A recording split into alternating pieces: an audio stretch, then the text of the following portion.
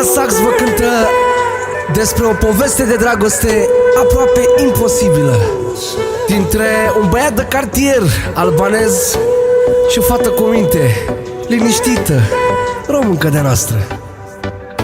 Ascultați și luați exemplu. Te porți așa frumos cu mine, lângă tine mi-e cel mai bine. Tu ești singura minune în viața mea. Oh, semăr, bine ai venit în viața mea. Să nu te schimbi, atât aș vrea.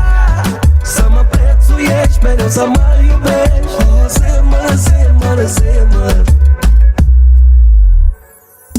Parcă nici acum nu vine să cred, după atâta timp încă te strâng la piel. Mi-amintesc prima zi în care noi ne-am cunoscut. Ne comportam ca doi copii, de-abia scoteam un cuvânt. Ușor am început să vorbim, să ieșim, să ne iubim. Doar împreună o să reușim o relație să construim. Te porți așa frumos cu mine, lângă tine mi-e cel mai bine. Tu ești singura minune în viața mea. Oh, semăr, bine ai venit în viața mea. Să nu te schimbi, atât aș vrea. Să mă prețuiești, mereu să mă iubești. Oh, semăr.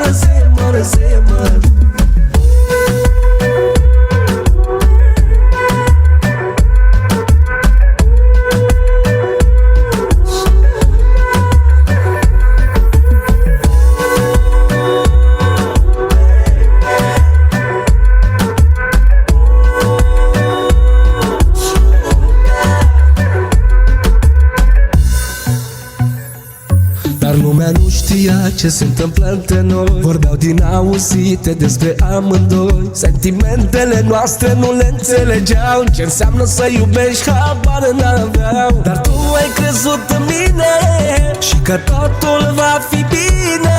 Ai îndreptat balanța, ce frumoasă-i viața. Doar tu mi-ai reietat speranța. Te porți așa frumos cu mine, lângă tine mi-e cel mai bine. Tu ești singura minune în viața mea. Oh, semăr, bine ai venit în viața mea.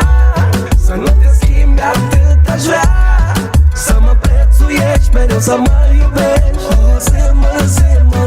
Te porți așa frumos cu mine, lângă tine mi-e cel mai bine. Tu ești singura minune în viața mea. Oh, semăr, bine ai venit în viața mea. Să nu te schimbi, atât aș vrea. Să mă prețuiești, mereu să mă iubești. Oh, semăr.